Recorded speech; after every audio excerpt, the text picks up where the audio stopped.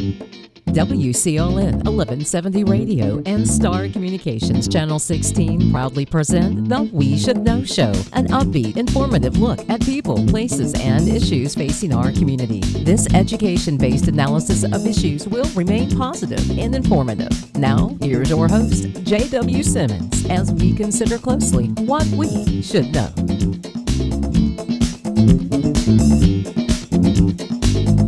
Welcome back, folks. We Should Know is on there. Thank you for being with us today. My name is J.W. Simmons.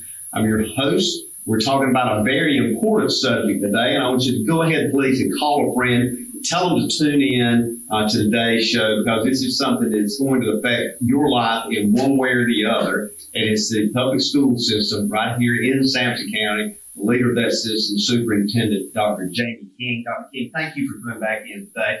And also, I want to start by congratulating you and the board for procuring $62 million.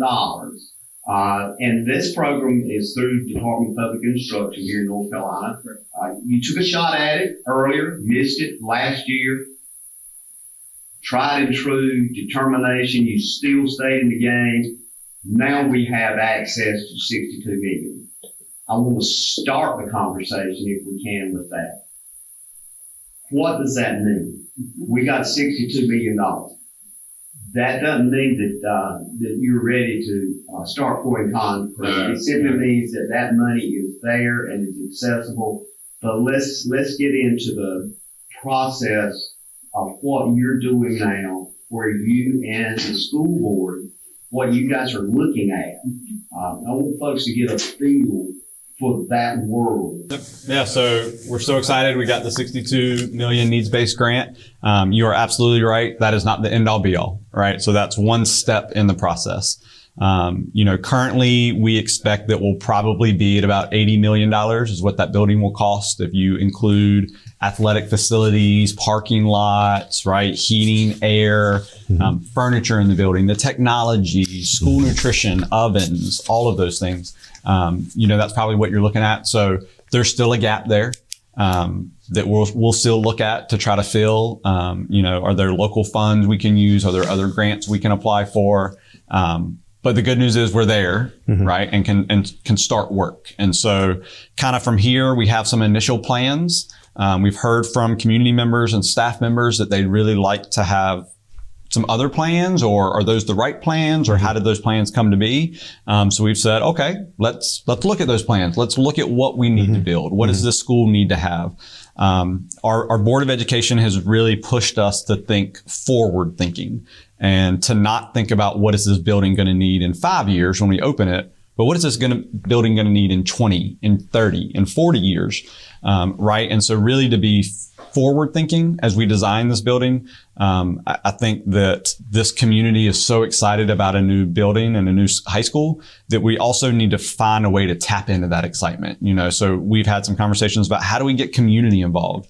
The original Hobbton High School, from my understanding, was built all from community foundation, right? All from community donations. How can we have that same sense in this building? Because that school should be a part of the community, right? It should be a part of what Newton Grove and the Hobbton area wants and needs. And so we got to make sure that we're listening too, right? We got to make sure we're listening to students, we're listening to staff, we're listening to the community, right? What do they need? We know that the county has bought the land for the industrial park out there, right? So are there things that the school can have that would help the industrial park? Right? Can we do the PD and training at our school, and we have some of our school, labs and classrooms that can convert at night into community labs, right? Where we're training a workforce in the community rather than just our students, right? And so those are the things we really have to have some conversations about, of what in the community, what does the community need? What do they want in the building? Not just an educational institution, but this should also be seen as a community center. And so what does that mean for that center? What does that mean for that community? How can we give back to the community with that building? So I want to look also at the not only proximity, as you mentioned, Newton Grove, but that particular area of the county. This is going to be huge, not only in the economics of what is being put into the building and to the grounds itself, but just for economic development. That's going to be extremely huge, and you just alluded to that. When you look at the location, and we just touched on this briefly the last time you were here before we even knew we had 62 million. But now we're at the point that decisiveness and maybe a decision is already in play exactly where that location of that school would be. Do you still envision that to be across from the existing school on property, and is that property available at this time? Yep. So that is our hope, is to build it across the street on that property. The property is available, but we still have to do soil tests. We still have to find out, right, can that lot of land hold a building, right? Because you're talking about commercial real estate, which is very different than residential, right? A house that 5 of us live in is very different than a school building that 600-700 kids are going into all day long. So we got to do some soil samples. We got to find out about, will that lot sustain it? And so there's lots of steps in there, but that is our ultimate wish, is to build the school across the street on that land. Is the size of that property adequate for a school facility? Because one of the things that comes up in a lot of the literature is you look at not just the building, but the entire footprint of that. Yep. So you typically look for a high school between 80 and 110 acres. Is what a high school footprint is, right? Because that's your water runoff, right? Your leaching fields for your drink, right? All of those things that happen in a school building when you're building it. Just athletic fields alone are multiple acres in a high school. And so typically 80 to 110 acres is what you look at. So there's enough in that property. Enough in that property that we could build the whole footprint of that school. Wow. So now it comes down to, as you just pointed out, the testing, the multiple layers of testing that goes into that. When we look at the actual implementation, and you alluded to a lot of stuff in your opening comment, but there's other aspects. You just talked about athletic fields. There's a big issue for years is a jogging or a running track and so forth. Before you actually engage with this, and you mentioned an additional 20 million, we're pumping 82 million. So you mentioned that. Does the starting point of actually shovels in the ground and you guys lined up with the hard hats on and the pictures taken, before we get to there, has all this got to be in place, laid out, figured out, approved, and adopted? Yeah. So before we get those golden shovels and hard hats on, right, everything's done. Everything's approved, right? Now you're going to have modifications. You're going to have change orders as you go, right? But your basic floor plan, your basic, as you talked about, kind of lot design, where your football fields, where your baseball fields, where's the school in connection with all those fields, your parking lots, all that's designed ahead of time so that as you break ground, you're full on moving forward. Do you see, from what you know now, I'm guessing here, but I would guess you have probably already done like some other folks. You've gone to GIS and you've scanned the area. You might have even walked around on it. I don't know, but I'm just guessing you've probably looked at it pretty close.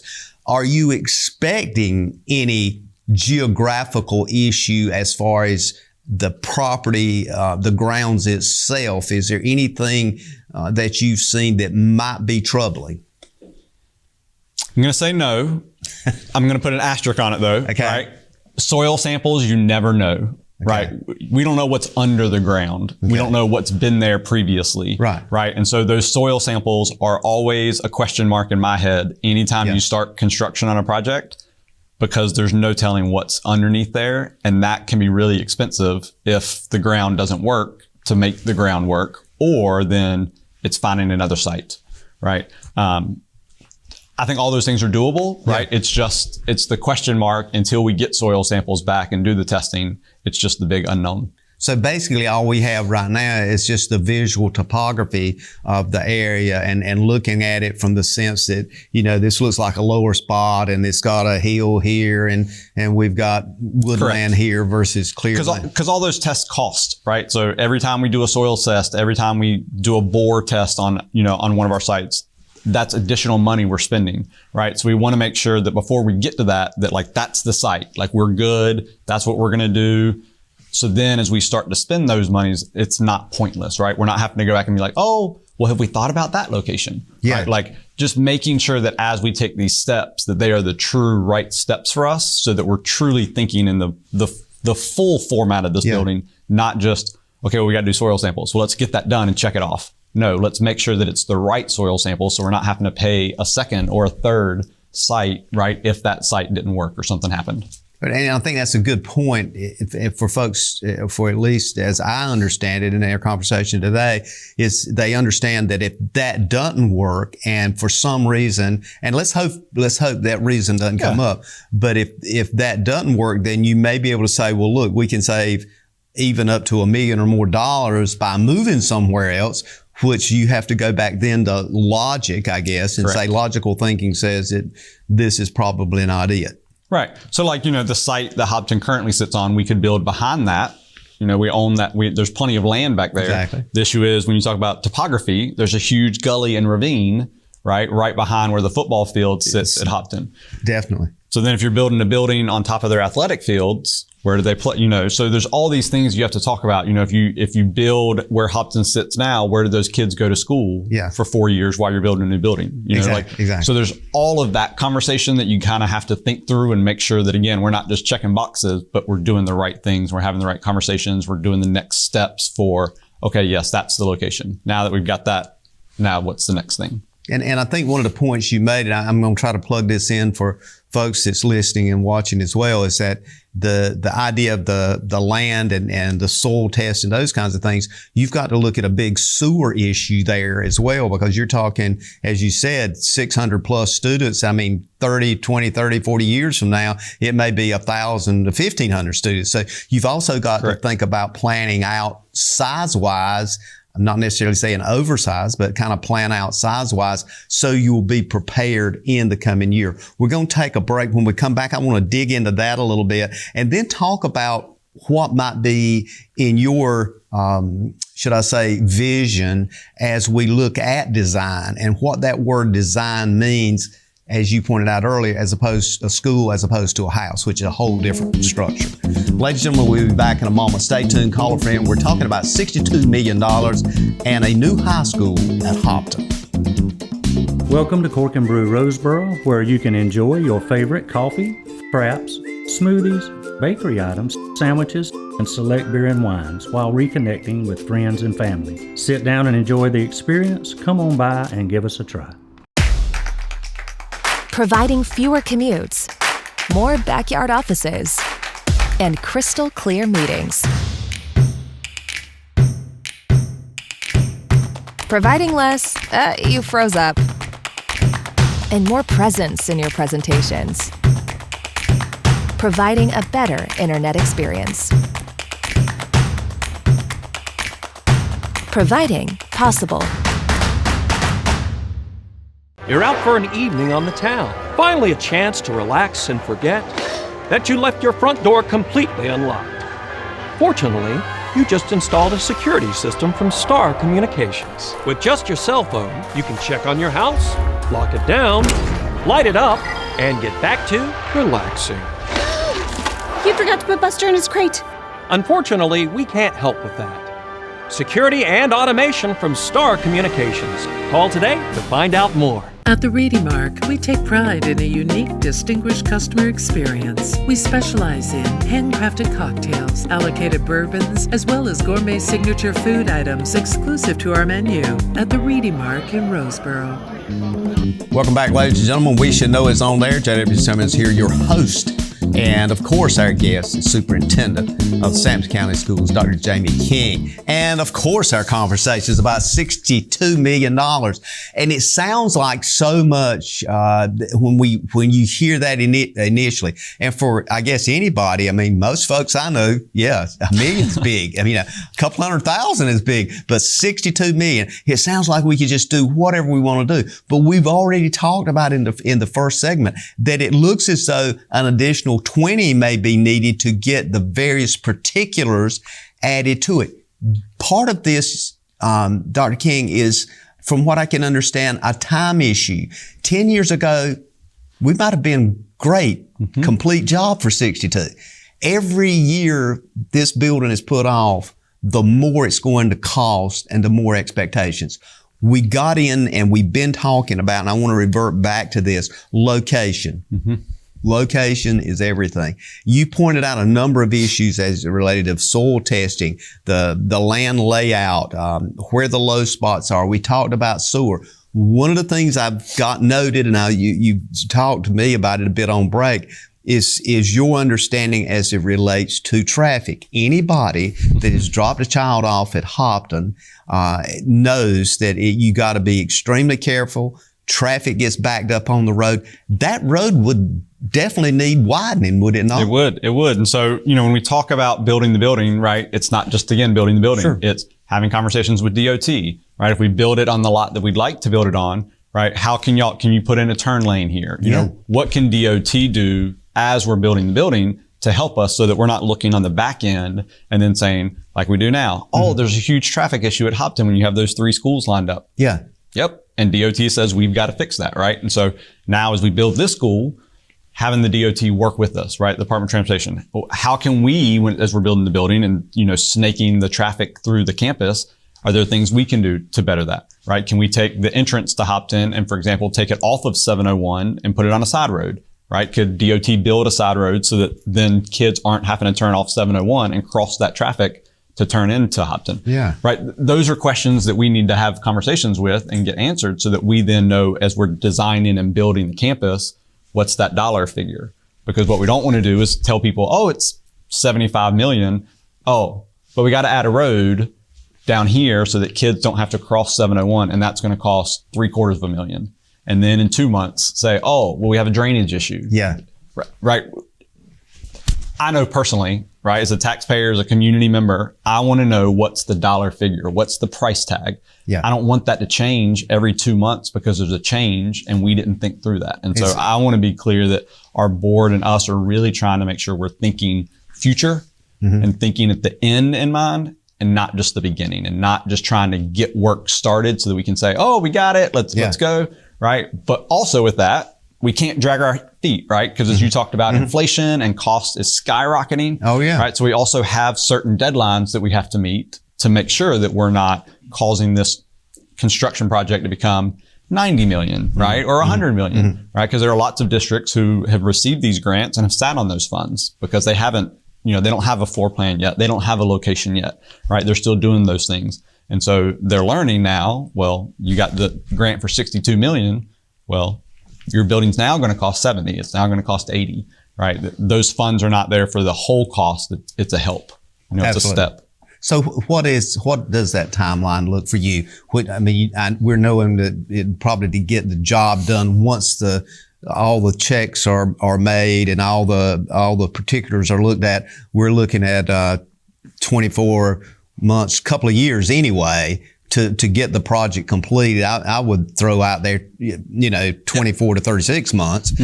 So timeline wise, how much time do you have to deal with the particulars, the validation of the property itself, the things related to DOT? And we're not even talking about a building yet. Yep. Do you have a timeline just on that piece of it? Is that months? Is that like this year or next year to get that done? I mean, have you put a pin on that on the calendar and said we need to have this complete by X day? Yeah. So our hope is that by fall of 2025, so kind of a year from now, we will have finalized plans. We will have shovels in ground. Kind of the start will have happened. We'll have that hard hat with the gold shovel. Correct. A year from now. Correct.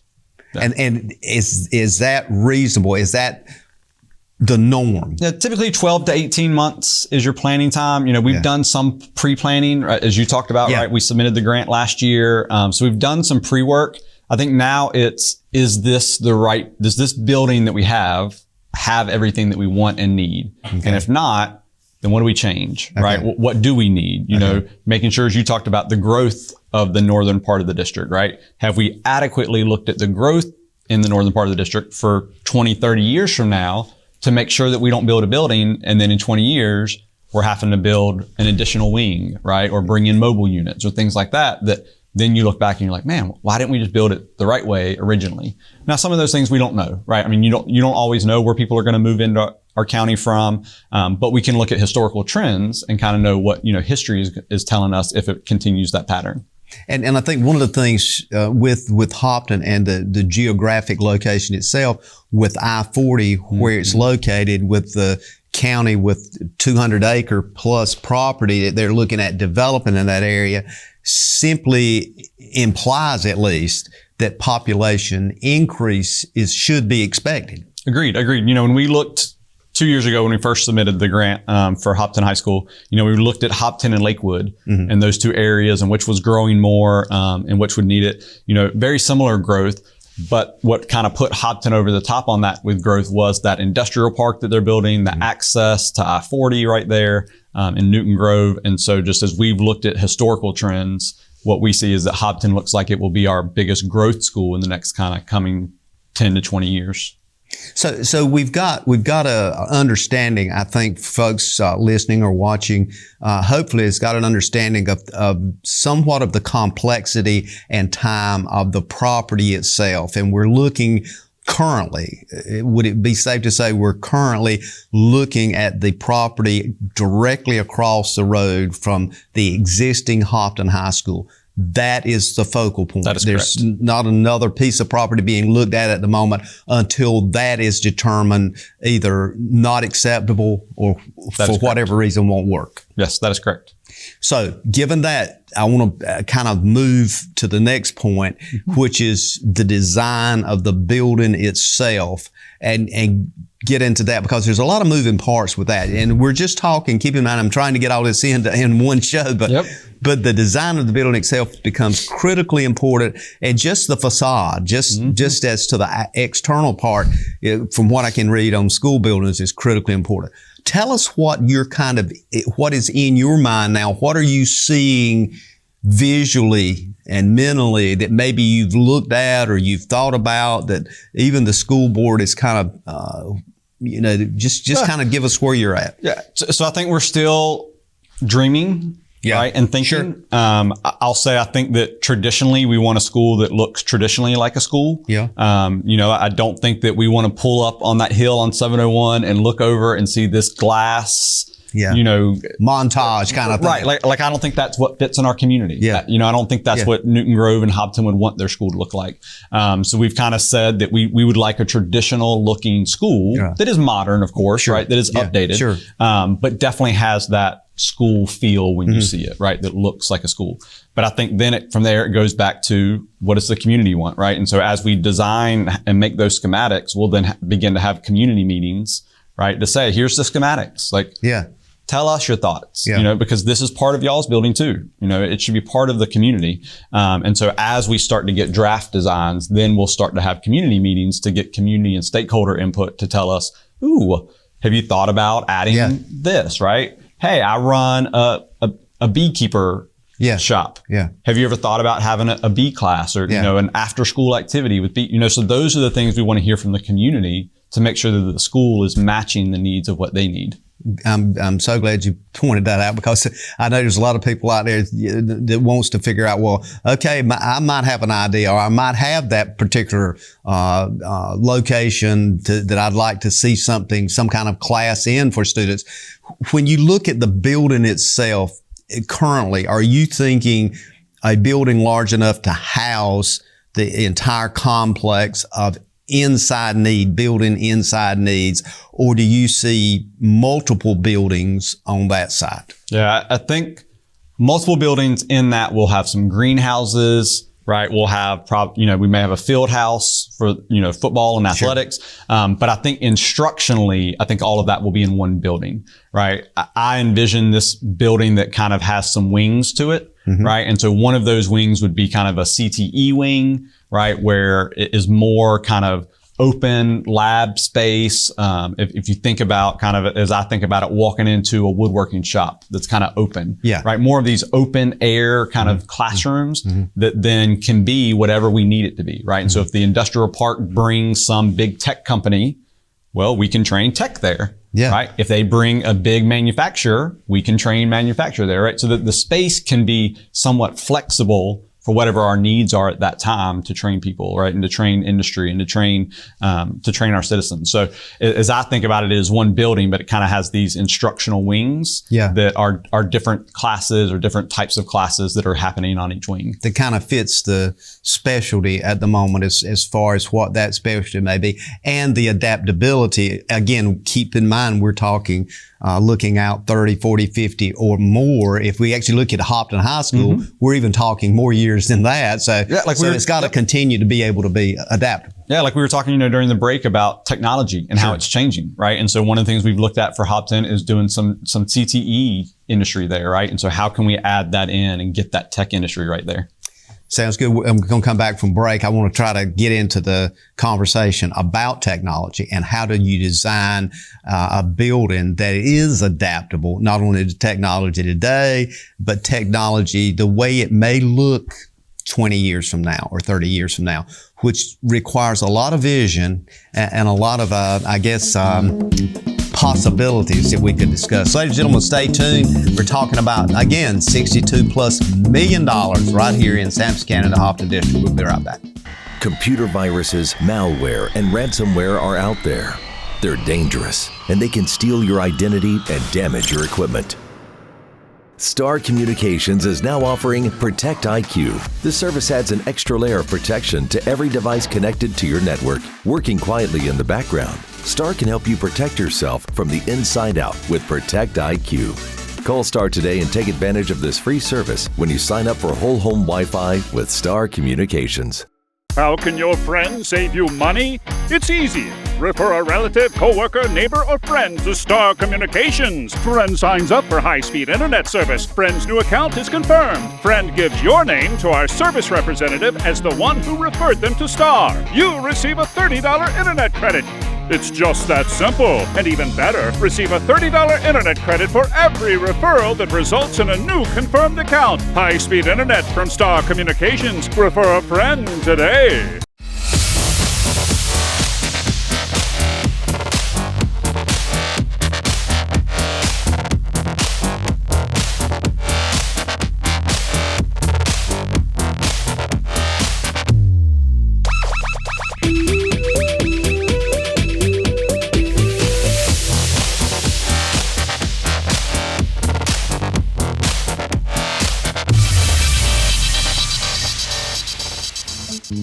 Ladies and gentlemen, welcome back. We Should Know Is on there. J.W. Simmons here, your host. Our guest today is Dr. Jamie King. Sampson County Schools, again, I keep throwing 62 million out. I want to start saying 82 million so we can be closer, but we've got 62 million. It's almost like a bidding process. Can somebody give me 20? Can somebody give me 5? So anyway, we're there, and we've talked about the grounds. We've talked about location itself, and folks can kind of see, I think now from what you've told us, where we're looking at the moment, given everything being tested and coming to order with that. We've talked a bit about also in the idea of what is going on in your and the school board looking at as far as a structure, a traditional looking school.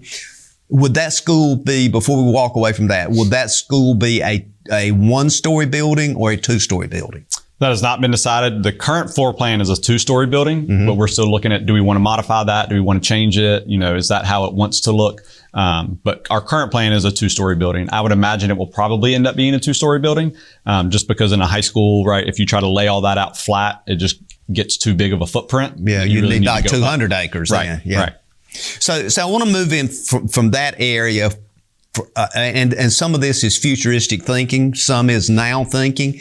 And you've got a better handle on that than anybody I know. But one of the things we do know is that properties now have to have certain amount of technology and capability of technological advancement. You alluded to industry coming in. That's critically important. We can see what's happening in Wilson County, other counties where major industries coming in, which is directly tied to technological development. Again, we've got the industrial park hopefully opening up there at New Grove, 200+ acres. It may be one of our major tech companies decides, well, look, I can easily locate here, less traffic, and hire 1,200, 1,500 people, and boom, right down the road is this new high school.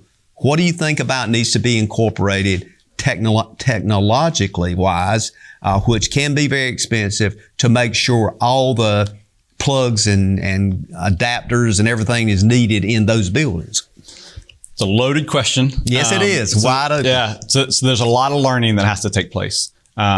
So lots of articles are being read, lots of conferences are being attended, going to visit other schools.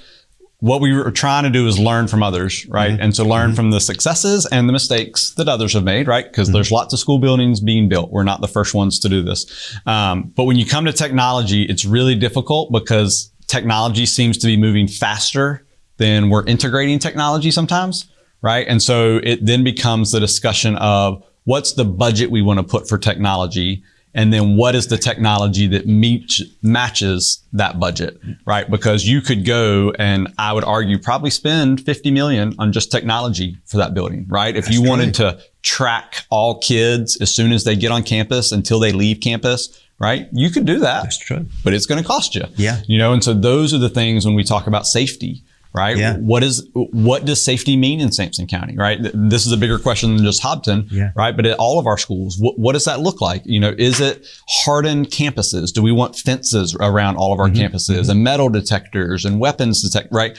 Those are the things that as we're building a new building, we have to have answers to, right? What do we want that to look like? What do we want our buildings to feel like? How do we want community to come into a building? How do we want them greeted? Because you can spend a lot of money on building a fence around your campus and building electronic gates, right? So no one can come on. Access points, absolutely. And those make it really safe, but they're really expensive, And so is that what we want in Sampson County? Do we want a gated facility? I don't think we do, but we want our kids safe in the building. We want to make sure doors are locked. We want to make sure we have door access controls. So that's kind of where you start at, is that kind of budget. Here's what you set for technology. And then what can you build in the building that'll be part of that technology piece. So when we look at technology, and you touched on 2 points, I wanted to move to the security part, but let's kind of pull that in right now. Is that most folks look at now what we know with security, what we're seeing working at other schools is entrance places where students go. So it basically scans and monitors for anything that might be a danger either to them or other students.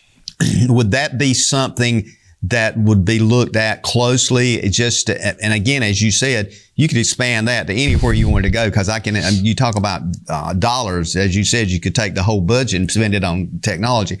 But that piece of that technology, is that something that you feel comfortable that should be there, as other schools have kind of touted that as a huge plus? Yes, and it's still about relationships, right? What we know that will keep our kids the safest is having good relationships with caring adults in those buildings, right? Through all the school shootings, through what we've learned in the past 20 years, right, of school violence, is that a caring adult makes all the difference when we talk about that. And so I am for security systems. I think we have to have security systems. I have 3 kids that go to public school. I want to be able to pick them up the day I drop them off, right? But we also got to make sure that doesn't interfere with the culture of the building, right? We want parents to feel like they can come in and have lunch with their children, right? We want parents to feel like that is part of their school and their community. And the more walls you put up, the less they feel invited, right? And so we just have to make sure, as we integrate security systems, right, as we keep our staff and students safe, that we're also allowing parents to understand what that safety is and what does that mean and what does that protection look like, right? Because I think sometimes we can also say, hey, we have this great security system, but that window over there is propped open.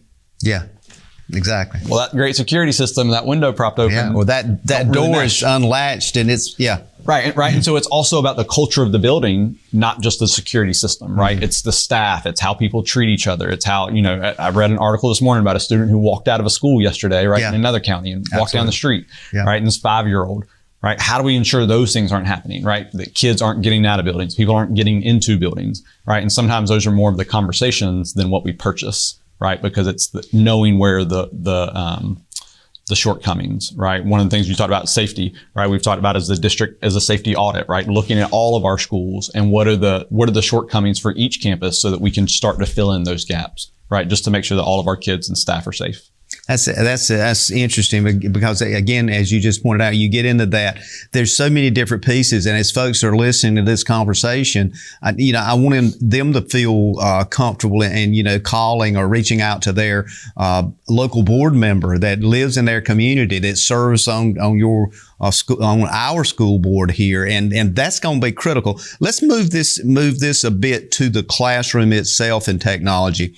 When we look at, we went through COVID, we had virtual learning and all these kinds of things, and you just pointed out something that a lot of people will say is the most critical thing is that the teacher in that classroom has an understanding and personally knows that student when they come in. Do you feel comfortable in saying that most of the teachers we have, if a kid comes in, a child comes in and they sit down and there's something going on with that child, that teacher's going to recognize there's a problem here somewhere. Mm-hmm. And I've had teachers tell me they could tell by just the way the kid was dressed, the way the interaction, that there was something wrong at home. Yep. Yeah. So, I would tell people who aren't educators, right, close your eyes and remember what fourth grade was. Yeah. Right. And I bet in that moment, you're going to remember how your fourth grade teacher made you feel. Right. Mm-hmm. And because remember, educators are with kids hours a day, right? It's not 30 minutes. It's not 45 minutes. If you're an elementary teacher, you're more time than this parents. Right. You're with a student for 7.5 hours a day. The relationships and commitments that you build with those students are really deep. And so, yes, you are right. Teachers can see a kid walk down the hall and be like, oh, Johnny didn't eat this morning. Yeah. Or, oh, Becky's dog. Oh, I hope Becky's dog's okay, right? Because you can see in their faces as they're walking down, as you get to know students and you spend more time with them, you know what they're struggling with, right? Yeah. You know as they're walking down, ooh, I need to be a little quieter for Becky today, right? And so that technology piece comes into play, right, in keeping kids safe and what students or what teachers are teaching students in the classroom, right? And so we just have to make sure that all of that is part of the conversation. And technology, and it begs this whole conversation about facial recognition with technology and that kind of thing. Is that something that's realistic now, and will it be even more realistic in the future that if somebody does come on that campus and they walk within a certain distance that there's a technology there, facial recognition, we don't know this person, or you identify who it is, it's so-and-so's parent or it's so-and-so's uncle, aunt, or whatever, because let's face it, we all have facial recognition now on our driver's license, so it's a norm. Mm-hmm. Yeah, and those are things that, right, schools are looking at now. Are there software programs that you can download for your video surveillance cameras that make them AI embedded? Yes. That then tell people, oh, this person is not someone who's in your system. Yes. Or, oh, this is not a student. This is an adult in this hallway, but it should be a student, right? Mm-hmm. And so there's all those technology programs that now schools are looking at, and does it make it safer, right? Is it effective for the cost of it? And what does it really do, right? Does it truly make a difference, or does it make us feel safer, but it doesn't truly make us safer? And that's what we're trying to figure out, is what programs and systems do we need that actually make the building safer? And it's hard, it seems to me it's hard just listening to you to thread that needle, so to speak, to have the balance where people feel welcome and that this is something that they own as taxpayers and that they're a part of. At the same time, have that ability to say, hey, wait a minute, stop. Somebody, we're not sure. Give us a second here to determine why you're on this campus without being, should I say, rude and abrupt. Right. But there's times that's needed. It is. And it's intent, right? And so I always talk about, for us a lot, is intent. The intent is to keep kids safe. Exactly. Right. And back to that. Yes. If the intent is to keep kids safe, it may take a few minutes, right? You may have to go through a few hurdles, but the intent is to keep kids safe. And I think ultimately that's what all of us want, is for our schools to be as safe as possible.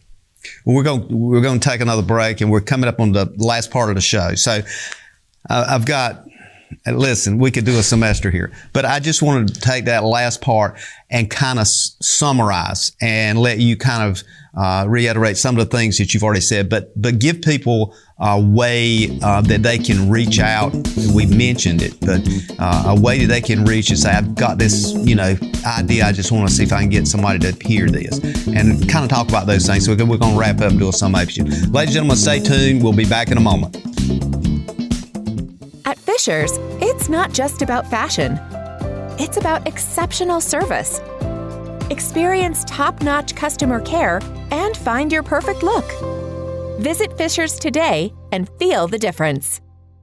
Experiencing slow internet? If you have a fast internet package, the problem is most likely your wireless router. With more devices using Wi-Fi, your wireless router may not be able to deliver the speed and coverage you need. We now have the leading solution to enhance your internet experience. Using small devices in a mesh network, these Wi-Fi appliances cover just about any size home so that all your devices can operate to their fullest potential. Whole home Wi-Fi from Star Communications. Get the most out of your internet connection.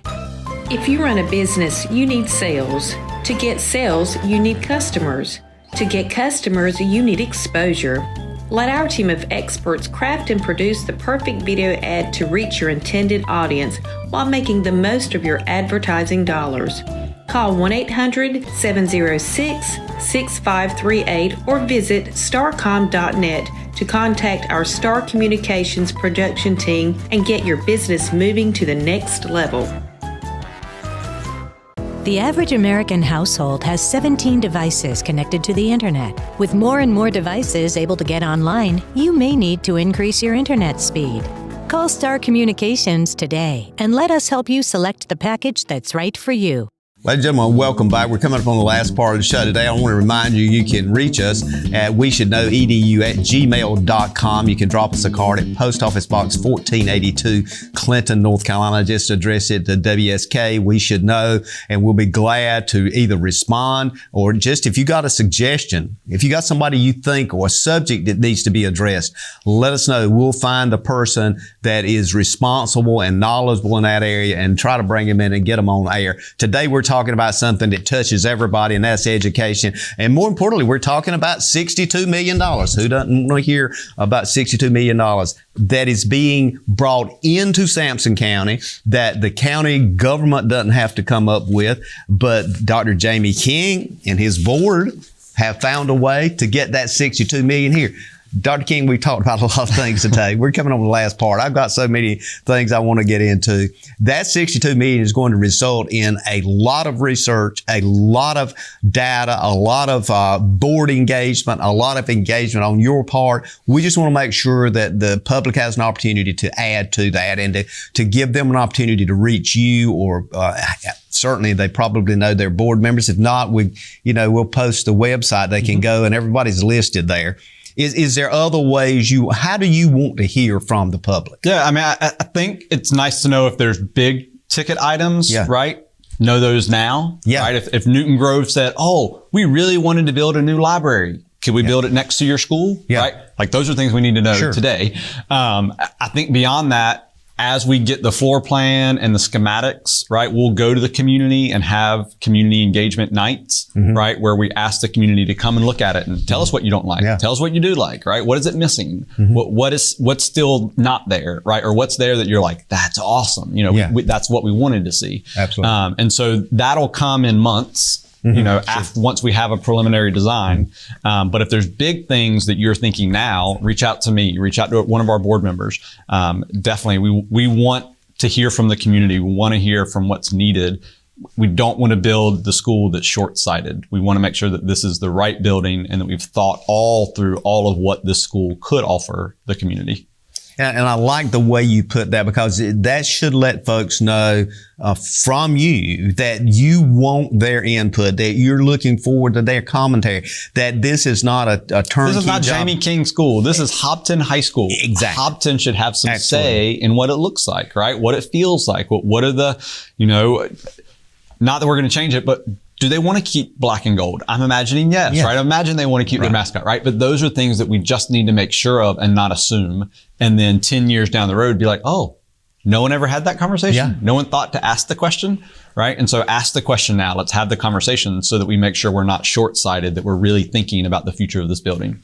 One of the things that comes to mind in conversation as well is this whole idea now about government regulation and expectation by environmental protection and so forth as it relates to carbon in the atmosphere. And we mentioned this on break. In fact, I wish we could kind of get the break conversation in, but we mentioned this on break is this idea of how do you build a building that is less carbon emitting, that requires less typical fossil fuel. Those kinds of things come into play. And also with the number of vehicles on the road. And we mentioned the idea of school buses and electric buses versus gas-driven buses. Does that concern you as it relates to the cost of building this building? Yeah, I don't think those are concerns for the cost of the building. I think they're always concerns just in general, right? And so when we think about, a carbon neutral building, what I worry is we have to make sure we don't build a building that's going to cost more to run it, right, than what our current buildings are. Because if it's supposed to be energy efficient, it should cost us less. Sure.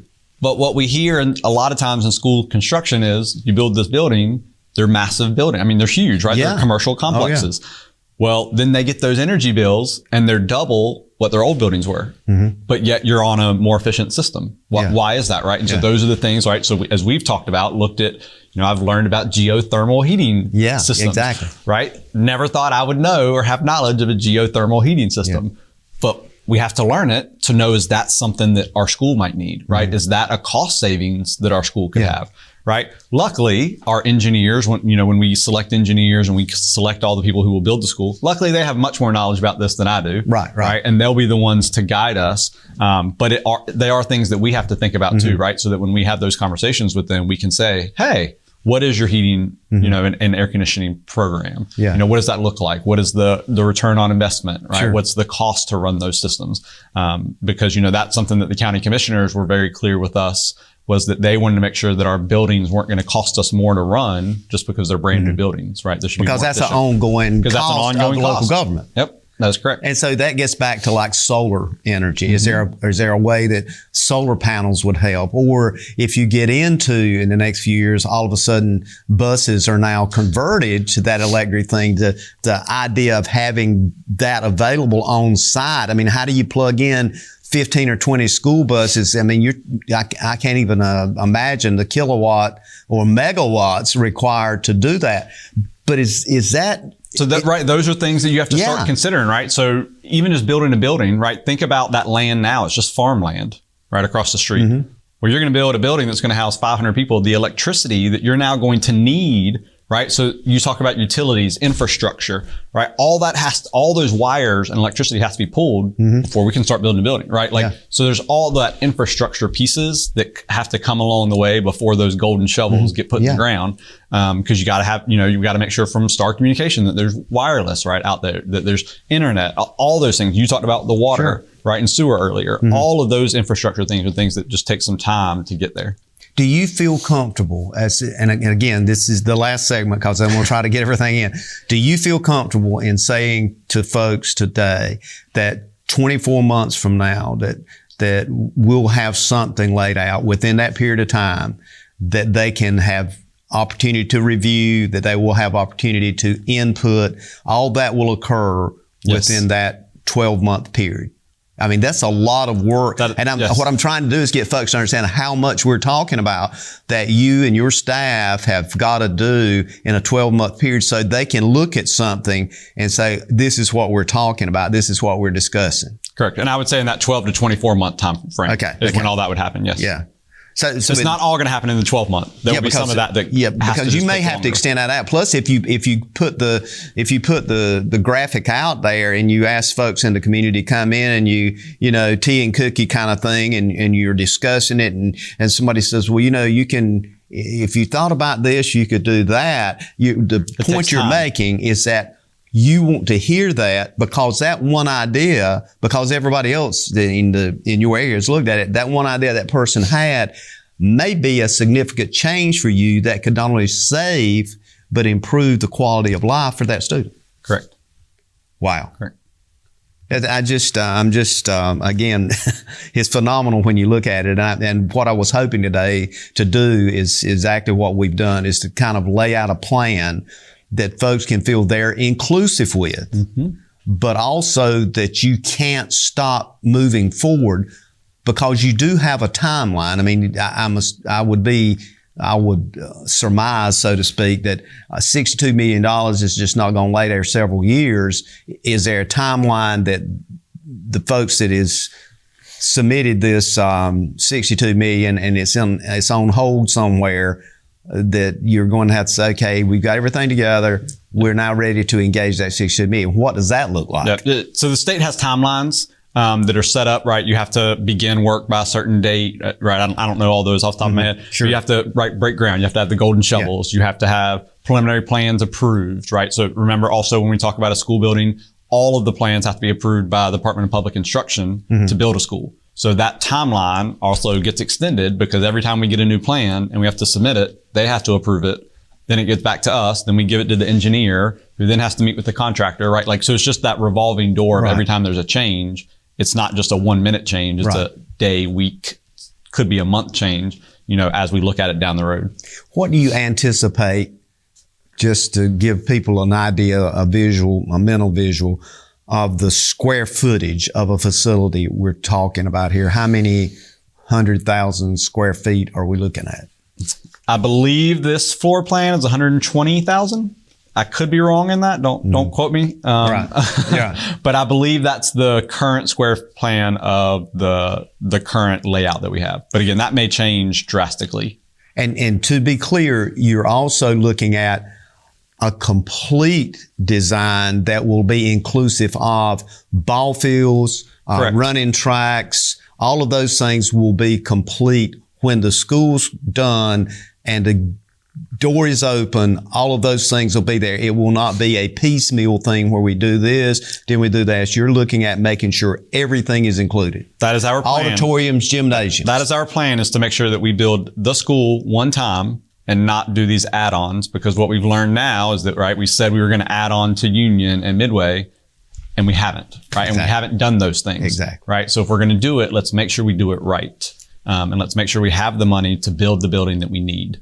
Well, I think that's huge. I appreciate you really addressing that, because one of the things I've had people is, well, be sure you talk to him about the gymnasium. Be sure you talk to him about making sure we've got a nice auditorium and all those kinds of things that will seat X number of people. And that's the key, is that oftentimes we look at say, okay, we get so many classrooms, it'll house so many students, and we take off, we're done. But that's what I'm hearing for you is you're looking at all of it, and it will be all inclusive. We are trying to make sure that all of that is in our plan. Now, when it comes down to it, we only have a certain finite amount of money. Sure. Right? So at some point, something will have to get cut. Right? It may be a parking lot. Yeah. It may not be the auditorium. Right? It may be lighting at a baseball field. But those are going to be decisions that we'll have to make down the road of, okay, this is now going to cost $95 million for what we want. Yeah. What do we take back a little bit? And the other part of that is, as we closed today,